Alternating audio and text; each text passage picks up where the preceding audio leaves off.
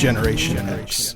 In general terms, those born between 1965 and 1980. Latchkey kids. Independent. Existentialism.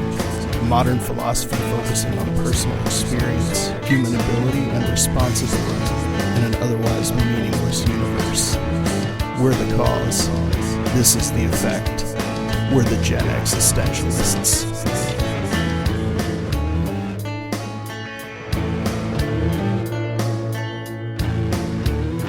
Ladies and gentlemen, we welcome you to the 100th episode of the Gen Existentialists.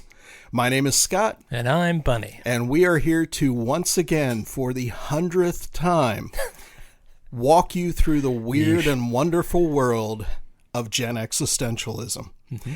And because of that, we're going to throw some different things out. We're going to do some things a little bit differently. And Bunny's got hot takes or hot topics, or what is it that you're holding your phone there like it's a weapon? Well, we had discussed in previous episodes about AI and the takeover of AI and the destruction of the mid and all that jazz. Kill the mid. So we talked to our AI and said, "Hey, buddy." Wait.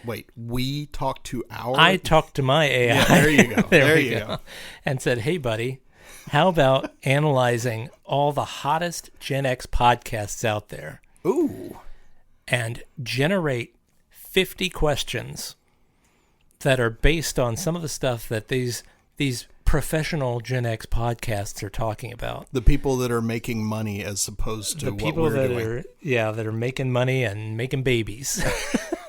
Okay. Maybe not in that order. So these are the things that the other Gen X podcasts are talking about. Yes. And ironically, all 50 of these questions are based on Gen X television. So television should we or be talking movies. about TV then? Yeah. I mean, that stuff comes up. But yeah.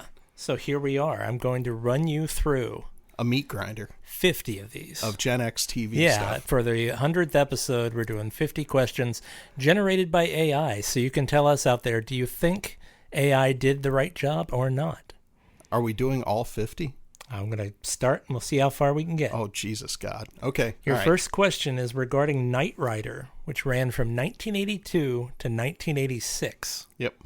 All right. 2 years too long. If you had Kit from Knight Rider for a week, what's the very first place you'd want your artificially intelligent car to take you, and why? Wow. Take me to Toronto, because I could sleep the whole way there and miss like going through Detroit and stuff. You don't want to keep your head on a swivel in Detroit? Well, I've got Kit. I don't have to. That's the whole thing. You wake or up let's in the go middle to Chicago and I can sleep through Gary, Indiana. Oof. You wake up and your car will be on blocks in the middle of a nap. And you know, if there's any place in the world where they could get Kit and, you know, like salvage Kit's wheels, it would be in Detroit or Gary. Yeah. Yeah. Probably Gary, Indiana. So there you go. That was the first question generated by AI about. Well, that was like things. something that could have come off Mega Wheels. It's so that true. was a good topic. Yeah. Look at that. How about number 2? Okay. Miami Vice, which ran from 1984 to 1989. I have to tell you something about Miami Vice. Mm-hmm. I never watched a single full episode of Miami Wow. Vice, nor did I ever wear like a white linen jacket. I did. The best thing about Miami Vice was the theme song, and even that was kind of weak. Crockett's theme was the best. Yeah. So anyway, please continue. Which element of Miami Vice do you think had the biggest cultural impact? Its fashion, its music, or its gritty take on crime? Was it a gritty take on crime? I don't know, because I didn't watch it. I would go with the music. Yeah, that was the wonderful thing about Miami Vice. It was the juxtaposition of the beauty of Miami and all the colors in that with the miserable, gritty underworld of what was really going on in Miami. So the drug scene and all that. All right. Okay. I would have to say the fashion. Really? Yeah. I mean, those jackets with the sleeves rolled up, I still wear them to this day, but I'm saying they were like the thing back in the 80s, and it all had to do with Don Johnson, I think. Yeah, and see, the thing about it was, like, the colors, like the neon and all that kind of stuff, totally down with. I love that stuff. But I just, like, never watched the show, and it was just, meh. Wow. Revoke that man's card. Magnum P.I., which ran from 1980 to 1988. Yeah. I had no idea it ran that long. Yeah. Thomas Magnum lived the island dream of solving cases in Hawaii.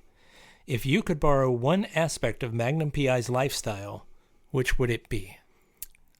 The car. What was his car? He had like a convertible, didn't he? Either that or the mustache. Because I'd borrow his ability to bed numerous women. Well, nah. Like, the thing about the mustache is, it's hard for anybody to make a mustache look good if it's just a mustache. They look terrible. That's not stopping like professional MLB baseball players right now. I know, but damn it, it should. The mustaches are back and they all look dumb. It should. It's awful. The mustaches are terrible. But on Tom Selleck, looks good. You picture Tom Selleck, you picture him as Magnum P.I. Sure. And there's something to that. So, I don't know. It's weird to see him without the mustache, which he's appeared on a number of TV shows without the mustache. Yeah, and it just doesn't work. Yeah, it's weird. Yeah. All right, we're moving on to the A-Team. Yes, love the A-Team. 1983 to 1987. Yep. Which member of the A-Team would you want on your side if you faced a real-life predicament, and how would they help you get out of it? Real-life predicament, Murdoch. Because he's going to create a distraction and I'm going to get away. You don't think he's too unreliable to be there when you really need him? The one thing he is super reliable about is creating a distraction. This is true. You could go for the brute force of BA. You could go for face, like trying to talk you out of it. Hannibal might have a really good plan. Yeah. But ultimately, Mad Dog Murdoch is going to fuck with shit. Sure. And give you a chance to get out of there.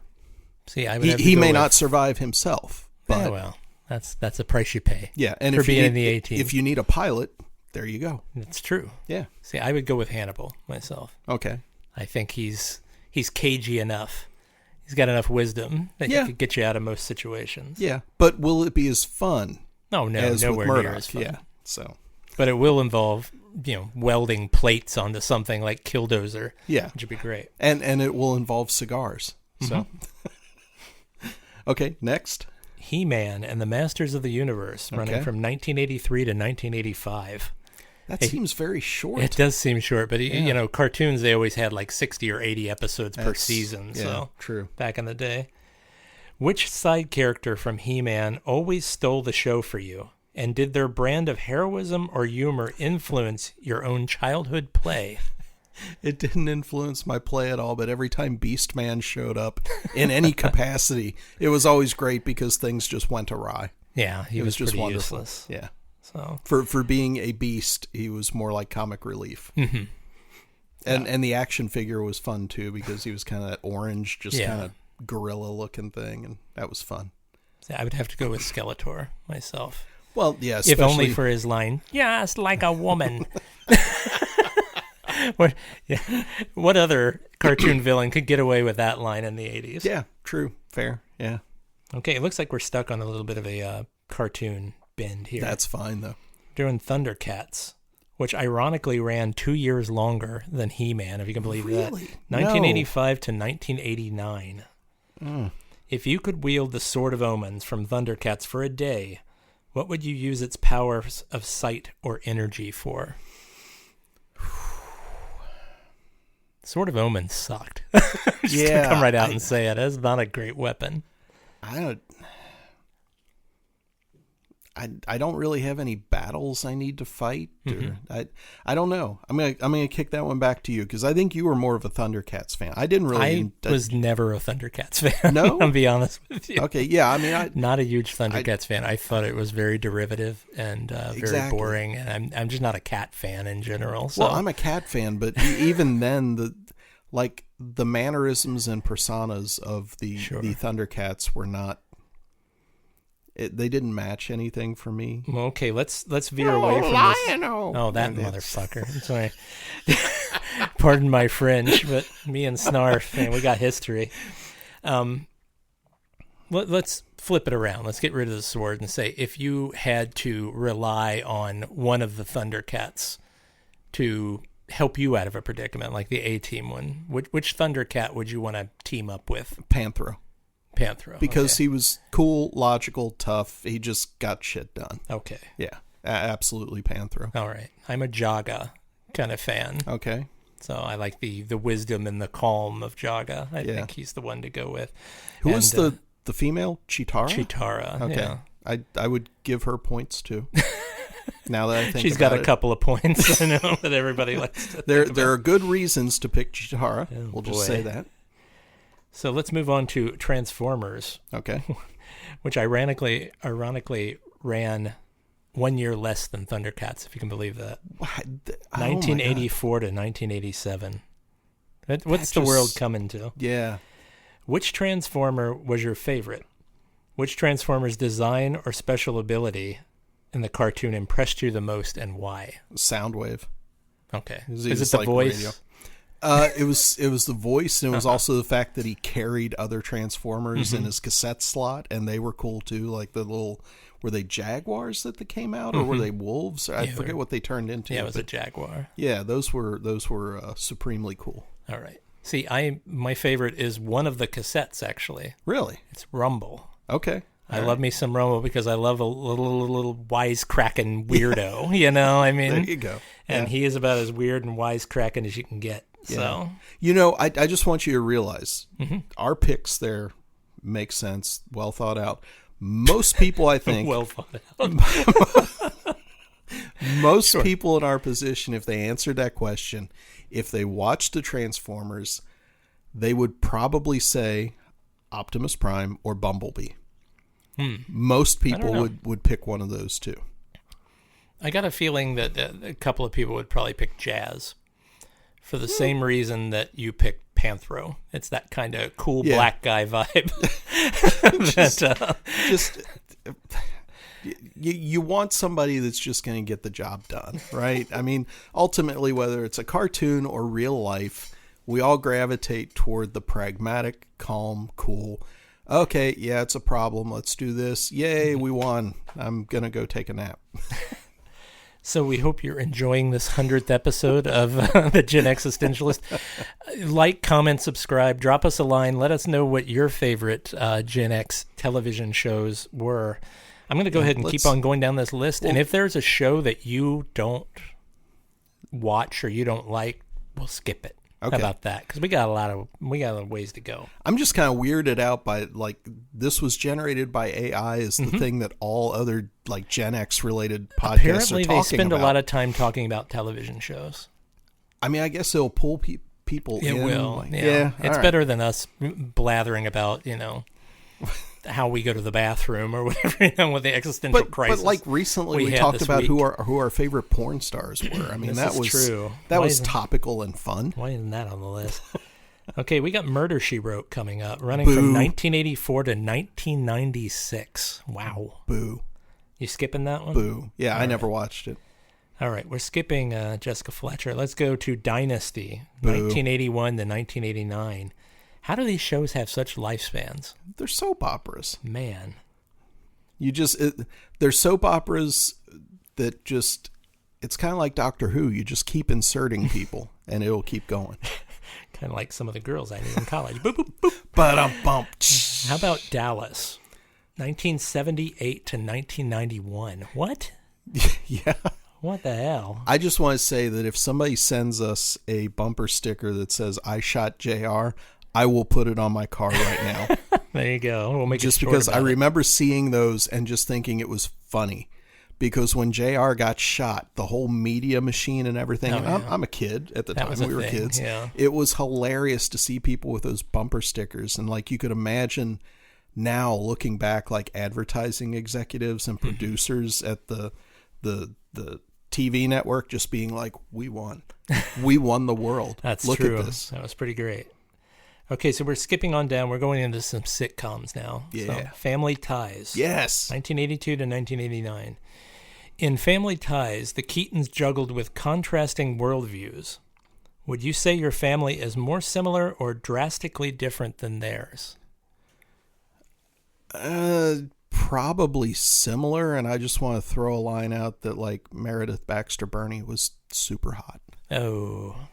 She was. Oh. What? Oh. You can't tell me that she wasn't attractive. No, I'm not a fan. Oh. I'm sorry. Never a fan of Meredith. She was better looking than her daughters. True. Yeah. Yeah. So we agree on that. We do. What about your family? Like, I assume they're talking about, like, the political views between the mom and dad and, like, Michael J. Fox's character. I've when I was around with my parents, when they were around, my parents were dyed-in-the-wool liberals, Democrats. Yeah. I was sort of always an independent back then. I think I've gotten a lot more conservative in my old age, so they're gone now. So there's no Family Ties dynamics there. So we're moving on to Cheers. Yeah. 1982 to 1993. Rest in peace, George Wendt, Yeah. who recently passed away. If you had to pick one regular from Cheers to hang out with for an afternoon, who would it be, and what would you chat about? To hang out with for the afternoon. Mm-hmm. This is going to strike you as odd, I'm sure, but Rhea Perlman's character. All right. Just because I think the conversation would be hilarious and sarcastic and, like, dark she's humor. Pretty great. Yeah, just I can't remember her character's name, but her. Yeah. Yeah. No, Yeah. I would pick whatever Kirstie Alley's character's name was. Yeah. And we'd go to my bedroom and talk about my sheet count, like my thread count on my sheets. That's wishful thinking. I can't help it. I'm a kid of the 80s. What can I say? How about the Golden Girls? Are you down with the Golden Girls? It was funny. Yeah. All right. 1985 to 1992, a venerable run. And they all survived the whole time. They did. Because they weren't actually as old as you thought they were, I don't think. No, they were like our age, and they looked like they were 30 years older. Yeah. So good makeup there. Which comedic moment from the Golden Girls cracks you up every time, and do you still think the show's take on aging is relevant? I don't remember any specific moment. I just remember it being a sitcom that I would occasionally get a giggle out of. Mm-hmm. And no, I didn't think it was particularly a relevant take on aging then or now. I thought it didn't seem to have any topical element. It was just like four old ladies in a house and fun ensued. Yeah. I would agree with you on most of that there. I mean, the only thing I ever remember was Blanche being a hooer. So that was like every episode, though. Yeah. Are you down with the Cosby Show? I watched it. Okay. I never watched the Cosby Show because I'm a petulant racist. No, I never watched it. I was one of those that was just never around at the time. Yeah. I just thought I'd head off the comments there when it said I never watched it. Of all the Huxtable kids' personalities on the Cosby Show, which do you identify with the most and why? Ooh. I don't even know the kids on Cosby Show. So I'm probably Theo. Mm-hmm. Just because he just never seemed down with it. Not like a gender thing, just him because his general attitude was just kind of, or at least was looking he back, it seemed like, or something. It seemed that way. Okay. I don't know. All right. How about Alf? Alf, my dad really likes Alf. Okay. Or liked it. I don't know if he'd enjoy watching it now, but 1986 to 1990. Longer than it deserved. Yeah. If you discovered Alf in your garage tomorrow, would you attempt to keep him hidden like the Tanner family did or go public? And why? Public. You'd have him dismembered or whatever? Isn't that how the show ended? Was like him being caught by the government? Here's the thing you got to understand about Alf. Mm-hmm. Alf wants to eat cats. That's true. We've got 5 cats. Here. So he's not staying here. And picture it. I caught a live alien. Mm-hmm. I'm making money. Well, send him over to my house before you go public with him. Okay. Yeah, you can have a snack. If I catch Alf, am I turning him in? Yes, absolutely. As Full soon as he House? starts making eyes at one of my cats, he's going in. How about Full House? Boo. Okay. No. Growing Pains? Yeah, there's a mom I thought was the primo hotness. Joanna Kearns. There's not a whole lot of difference between Joanna and Meredith Baxter Burney. I don't know. They look a lot alike. Got a thing for the MILFs. Which Growing Pains storyline about teen life resonated with you? This is like, are you like some sort of encyclopedic knowledge of some of these sitcoms? I watched these things in passing in the 80s because I actually had a life. Yeah, it was I hate to be a dick, but I don't remember any of the storylines. I just Neither remember do I. I remember there was one where one of the kids had to do some kind of presentation at school and it involved potash. That's literally what I remember about the show, and that the male kid, Kirk Cameron turned out to be a raging fucking weirdo religious zealot. No, well, that wasn't in the show, so as a byproduct of living in the 80s. Yeah, probably. Okay, we have Saved by the Bell coming up next. Yes. Okay, I'll have you answer this one because I never watched a full episode of Saved by the Bell. At Bayside High and Saved by the Bell, which daily escapade or scheme would you most want to experience with the gang? Anything that involved Tiffany Amber Thiessen's character and doing whatever. Yeah. All right. Yeah. Fraggle Rock. I can't remember anything about it. It was Jim Henson. Yeah. So Yeah. plus marks there, but I remember the theme song. Yeah. Down Fraggle Rock. Bump, bump. How did Fraggle Rock's message of harmony and adventure shape your perspective on friendship or exploring new things? Is that what I was supposed to get out of it? I just thought you were supposed to get out of it that they were constantly harassing the doozers by destroying their their stuff and eating it. I mean, what a bunch of dicks. I'm going to have to go back and revisit Fraggle Rock because I didn't get that Rainbow Sunshine kind of feel from it. Yeah. So we got Designing Women coming up next. That's a show I never watched. No. Sorry. All right. Night Court. Oh, I love Night Court. 1984 to 1992. Good for you guys. Judge Harry's quirky courtroom in Night Court was full of oddballs. If you were a juror for the night, which character would keep you laughing? It's obviously John Larroquette. John Larroquette. And John Larroquette's interaction with... the hotness of Marky Post? Yes, Marky Post. Okay. The way they worked against each other, playing foils for each other. Sure. And then you've got Harry Anderson like as the top of that triangle. Mm-hmm. Just the casting on that show was just so great. See, now I'd like to hang out with Mac and have a beer with him too, because he's pretty great. Yeah. And the two bailiffs, Richard Mall's character Bull and what's Marcia? Her name? Marcia Warfield. Yeah, Marcia Warfield would be a lot of fun. I didn't know if you wanted the little one, the older lady. Selma. Selma. Yeah, she was fun too. But and just the show in general, Marky Post is worth the price of admission. Incredible. Yeah, they don't make them like that anymore. Yeah. All right, we got some nighttime shows coming up here. We got 21 Jump Street. Never watched it. I saw a few episodes, but it wasn't my jam. 1987 to 1991. I was out like every night. Yeah, because that's like high school. Home. I was either working or at band practice or something. That's similar for MacGyver, which is never watched MacGyver. Neither did I. The Wonder Years, 1988 saw to 93. a few episodes. Wow. All right. Wasn't that one of the ones where it's about growing up and one of the actors did like a 60s voiceover? And, yeah. Which moment of the Wonder Years best captured the bittersweetness of growing up? And did it mirror any of your own experiences? Lord, I don't remember any episodes of the show. It wasn't... None of these shows really had stick to your ribs kind of moments, at least as far as I remember. I don't know. Yeah. Yeah, I got nothing there. Yeah, I think the Wonder Years was a wonderful thing for people that were boomers, basically. It was a boomer... kind of a a love letter to being a boomer, you know, really. Which is ironic because I swear they spent so many years denigrating their generation, their history. This is an aside here. Sorry about this.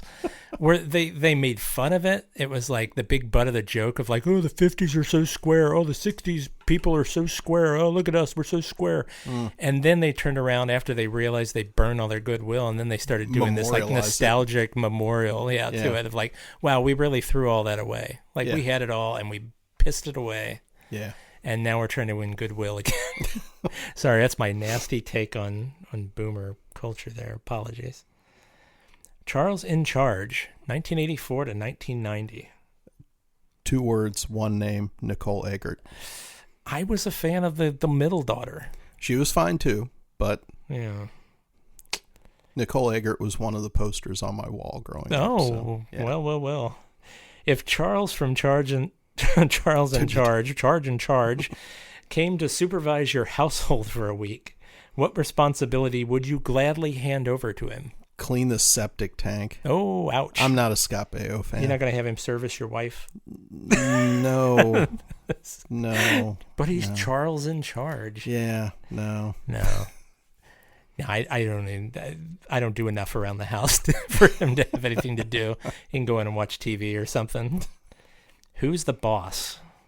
Okay. 1984 to 1992. Again, 2 words, 1 name, Alyssa Milano. All right. Who's the Boss? Flipped stereotypes about gender roles at home. Do you recall a specific episode that really challenged the status quo? All I remember is Alyssa Milano. That's I just remember the old lady trying to get down everybody's pants. She was another Blanche. Yeah. What was her name? Mona? I think it was Mona. All right. Yeah. And actually, again, it's all these blonde, tall moms. Yeah, Judith Light. But she was a little bit too thin. She was like stick thin, and you were always like afraid that she would just like take a step and break. Yeah, that was a thing back in the 80s. Like, wasn't it in the mid 80s? And that the hot blonde mom thing. I guess it was really like from the Brady Bunch on. They kind of did that blonde mom. Partridge Family had a hot blonde mom. Kind of weird theme that's running through here. Yeah, it is. A thread. Speaking of hot girls, The Facts of Life, 1979 to 1988. How? That's impressive. Oh, because it transitioned out of the boarding school. Yeah, they opened some sort of bakery or novelty shop or something. That's right. Yeah. George Clooney or whatever came on, or and breathed a little more life into it. Oh boy! So it's asking a really retarded question about: is it good for navigating friendships? How about who's the hottest? Joe. Okay. Yeah, you're a Joe. I'm a Blair guy, ironically. Yeah, no, Joe. Okay. No, absolutely. I'll ride on the back of her motorcycle anytime. All right. So, yeah, we made that nice and misogynistic. Sorry. We're not learning anything about friendship from Eastland School. No. Different Strokes. Boo. 1978 to 1986. How did that run 8 freaking years? I would have guessed that to be 2 or 3. Yeah, so would I. Oh, my God. Of the many comedic misunderstandings in Different Strokes, which one stands out, and what real-life lesson did it ironically teach you? I don't remember any of the shows. Don't have perverts take photos of you and for comic books or whatever? Yeah. Wasn't that the very special episode? I think so. Nancy Reagan showed up and said, don't do drugs. Ugh. There was the Gooch. The Gooch. He was going to beat what you talking up. About, Willis? Yeah. Yeah. And, of course, there was the lovely and talented Dana Plato. Dana Plato. Rest in peace. Yep. Hill Street Blues. Were you a Hill Street Blues guy? I know that I watched it, but I think I was too young to really understand it, and I like the theme music. Right. Do you think its realistic portrayal still influences police shows that are made today? I'll tell you what. We do watch The Rookie. Okay. And the fact that most of the shows have at least a moment or start with the group having their morning meeting before they go out, I think is always, to me, it's always been a callback to Hill Street Blues. Okay. You don't get the let's be careful out there or whatever the guy said in Hill Street Blues, but anytime you see a scene like that in a police show or something, that's where my head goes, is Hill Street Blues. All right. So some of that stuff kind of maybe resonates. How about Cagney and Lacey? I know I did watch it, but I couldn't tell you anything about it. Did it change your perspective on women in law enforcement? I wouldn't say it changed it, but again, we've talked about this before. Like, women in any job, we grew up with Princess Leia. Women are heroes too. So what about Dirty Harry's take on women in law enforcement? Sorry, I'm not a big Clint Eastwood fan. Okay. So so no, that Cagney and Lacey didn't change anything for me. No. All right. So we are going to skip Falcon Crest. I'm assuming you were not a Falcon Crest fan. How about Remington Steele? Were you a Remington Steele fan? No. Okay.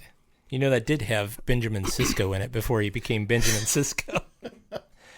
Moonlighting? Were you a Moonlighting fan? I'm a Sybil Shepherd fan. Okay. I'm not a Moonlighting fan. Do you think that Maddie and David and Moonlighting set the stage for modern will they, won't they couples? That trope has been around for... No. Yeah. Yeah. Can you imagine that popular Gen X podcasts are talking about that?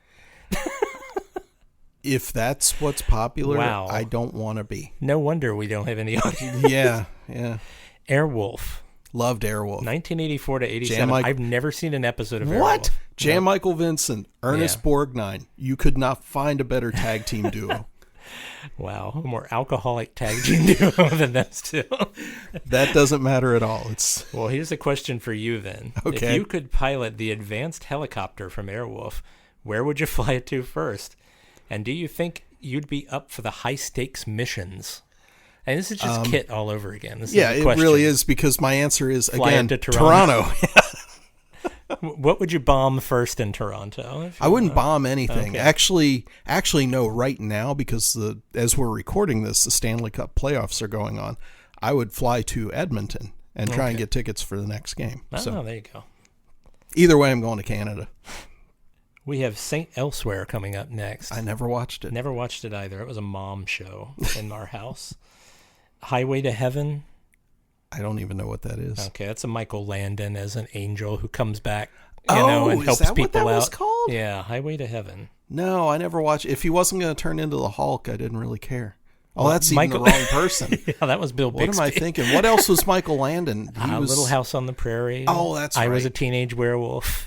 Yeah, I didn't watch Little House on the Prairie either. I love me some Little House on the Prairie. I have to say. The only episode that I remember, and Tracy and I have talked about this endlessly, the only episode I remember, and it's hilarious and I love it, and if I will look it up on YouTube just to see the moment, is when the one girl pushes the girl in the wheelchair down the hill.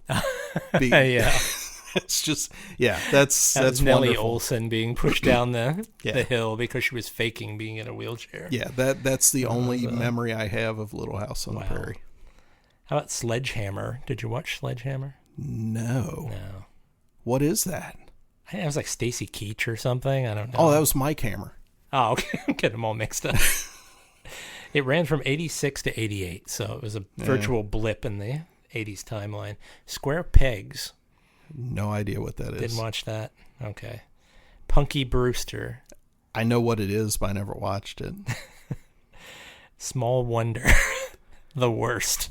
Was that a robot? Yeah, that was a little robot girl that always came on like before Alf. It was made by the same low rent VHS. Yeah. That was in the same vein as Mr. Belvedere. It was all made by that same kind of crappy studio. Mr. Belvedere was great. Okay. Well, I have a Mr. Belvedere question for you. Okay. Mr. Belvedere brought a British butler into the American home. Do you think that culture clash created a timeless kind of humor, or was it purely 80s? Purely 80s. Okay. Yeah. Because I don't think you could do that now in the same way. Mm-hmm. It would have to be much snarkier now. And there was some snark there. Well, I mean, there was a show in the early '60s that had a British butler and an American family. It was like Mr. French was his name, but I can't remember the name of the sitcom. So it's been done before. That's what always kills me, this question where it's like, oh, it brought it into the American home. No, this shit's been around since like the early '60s. It wasn't Father Knows Best, but it was a similar show like that with it's like a widowed rich guy who lives in a penthouse and he has a British butler and he's trying to bring up his kids. Yeah. So, I don't know. It's a thing. Bosom Buddies. Loved Bosom Buddies. Me too. And can you believe that only ran 2 years? 1980 to 1982. How sad. And that seems early, too. Mm-hmm. Wow. Tom Hanks and Peter Scolari disguised as women in Bosom Buddies. Did that premise age well, or is it a total product of its era? That's a tough question nowadays, isn't it? Well, it's a tough question anyway, because I think even then...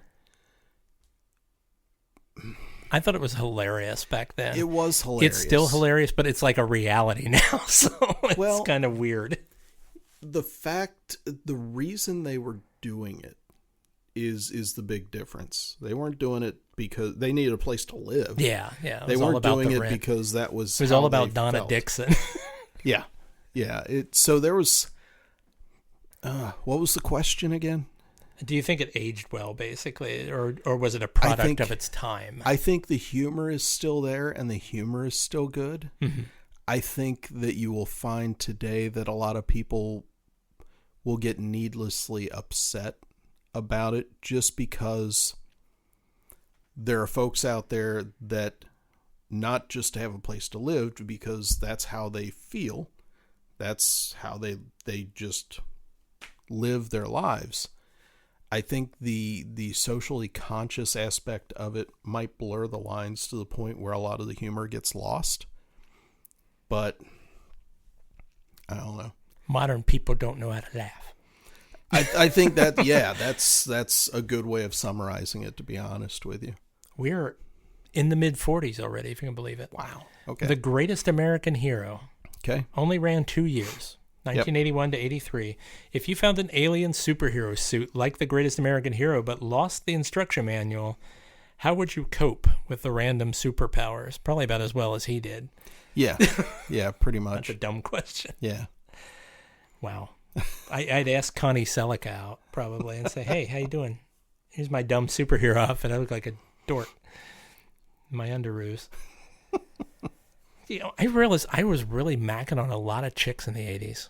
Like, even as a little kid, there were so many cute, pretty, beautiful women on television back then. It's amazing. Yeah. What happened? And the thing, like, based on our discussion, and we're almost 40 minutes into this episode we're now. Almost wrapped up. It wasn't just like the girls that were our age at the time. Oh, no. A la Tiffany Thies and Alyssa Milano. the moms.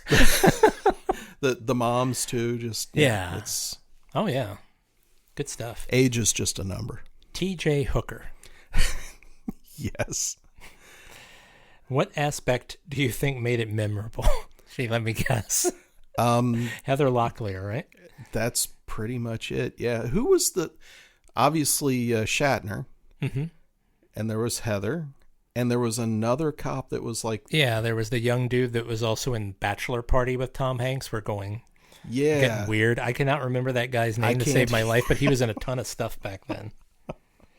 And speaking of hot lady co-stars, the Fall Guy. Yeah, Heather Thomas. Did it spark any daydreams of stunt work for you? No. I just want to say that another poster I had on my wall was Heather Thomas in the pink bikini in the hot tub. I had that as well. And on my wall. Yes, there were many stunts. Well, we won't get into that.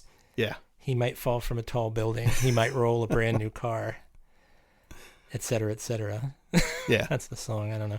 If you could sign up for one of the cruises on the Love Boat, which type of storyline or famous guest star cameo would you hope to experience? I don't even care about the guest stars. I just want to hang out with Julie, the cruise director. Ah, there you go. Let's get it Again, on. it's the women. Yeah.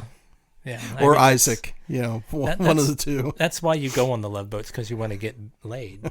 I mean, it's all about, bring back the lay of my life. Although, didn't Hervé Villechaize do a guest shot on the Love Boat? Did he? I don't remember. I know that it was the Love Boat into Fantasy Island, and I always sat through the Love Boat just to get to Fantasy Island. Yeah, Fantasy Island had that dark streak to it, which I appreciated. Yeah, so I don't know. All right, number 47. Okay. Chips. Yes. Okay. Between Ponch and John, whose easygoing style would you adopt for patrolling the highways and why? Ponch. Okay. Again, because calm, cool, just get shit done. Well, he got to hang out with Elvira in one of the episodes, so that's always a plus. Police Squad. The short-lived series Police Squad. Never watched made by the same people who made Naked Gun and all that jazz, so Airplane and all that garbage. That was dad humor back in the day. I hate to be like that, but people were going on and on about Airplane on one of the forums I was on. Yeah. I was like, my dad used to howl at Airplane. I mean, he loved like the Leslie Nielsen Naked Gun. Yeah. He loved Police Squad. Police Squad also had the Unknown Comic was the main character in Police Squad. Okay. Without his bag on his head. So just a little trivia there for people.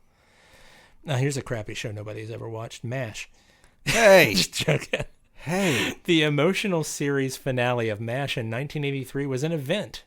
Do you recall watching it or hearing about its impact? Yes, watched it. How do you think it affected finales afterwards? Like, did it set a trend? It raised the bar. Did it? Yeah, it absolutely did, because what started out as just a sitcom ended up with so much gravity because certain episodes just lifted that. And I think it was an aspect of war and stories about wartime that hadn't really been tackled. Lots of tragedy, but what happens when it's over? Not the aftermath coming home, but what happens then when it's over, when you're packing up, leaving, and you're done, because you've been living in those elements and those surroundings for so long. And I think the way it kind of wrapped up everybody's story there was touching, and it was so well written. And of course, the entire show, its entire time on TV, it was cast so well. It absolutely raised the bar. So any series finale, that's the benchmark. Well, there is a loving response to MASH, and I hate to say it, but the 50th one is for Spencer for Hire. Ugh. And nobody watched that except moms back in the day. Pretty much. So, yeah, what a downer to end on. But we did end on MASH, which is one of your favorite shows. Absolutely. So, 100%. So that was AI coming up with a 100th episode all about television shows. This is what popular Gen X podcasters are talking about. So if you're still with us here at the 42-minute mark. Oh, well, there you go. We appreciate it. Hope you enjoyed that. That was kind of fun to zip through. Good. It's nice that there were only a few of those that I had absolutely no visibility on. Yeah. That was kind of cool. So, 100th episode, did you think we'd get this far? Oh, yeah, easily. Yeah. Because we are nothing if not consistent. Yeah. This show started with an idea that you had. And much like Meat Cleaver Theater, like, hey, would you be interested in doing this? Yeah, sure. Let's do it. I'm always full of dumb ideas. You'll figure that out about me if you don't know me already. So, yeah, so it's awesome. We love hearing from you guys. Leave us a note. Send us a comment. Of course, like and subscribe. Do you want to continue on, talk a little bit about how we got here? Because I don't know that we've ever talked about the real origins of the show. Maybe just take a minute or two, like where the idea came from. Because originally the show was going to be called something completely different, too. When we did the beta testing episodes, it wasn't the Gen Existentialists. Yeah, what was it called? It was Morning Pizza Radio. Oh, yeah, it was that. Okay. Yeah. Another fine idea that yeah. But it was a good idea. It was a way to start your day. Everybody loves cold morning pizza. True. Or at least I assume they do. I do. Yeah. I mean, you're not Gen X if you're not eating pizza off the floor at one point in your life or another. Exactly. No, the whole Gen Existentialist, which just rolls off the tongue, by the way, super easy to spell, which is probably another reason why we don't have as many subscribers as we should. Be. But, we were thinking about, okay, Gen X, what could we do with it? And my friend across from me here is a philosophy major. And, the idea of existentialism came up, and we thought, well, there's an X in there. We can make this all flow together, Gen Existentialist. Yeah. That was the light bulb moment. And the whole idea with Meg, or Mega Wheel. Mega Wheel. Now, Meg is named affectionately after a high school teacher. Is it? First is she? Well, it's not affectionately, but it is named after a high school teacher. And her first name was Meg. Yeah. And that became a running joke for many years there. Meg. And Meg was a little on the overweight side, and which is why she is now the burgeoning wheel. She lives on in our hearts and memories and minds. And because we've still got like 1,300 questions on the wheel that we haven't gotten to yet. So we've got plenty of material coming. Yeah. And we thought, okay, we both like improvisation, basically. Yeah. We're both off the cuff. The show is done. I know we've said it before. It's completely extemporaneous. Yep. The questions pop up. There's no preparing for it. We just have to go. Which has surprised some of our guests when we've had guests. Yeah. I remember Corey kind of sat down and was looking at us both like, you guys were serious. You don't plan any of this. Like, no, just the shows happen, man. I think you get the best answers from people when you put them on the spot. Yeah. I mean, there's a reason people use interrogation lights. They work. Yeah. So it's putting you in the spotlight, and there's very few times where we actually are tongue-tied and don't have an answer, which is great. And usually that's funny in and of itself. Yeah, but it keeps us on our toes. It keeps our brains moist. And you said moist. I did.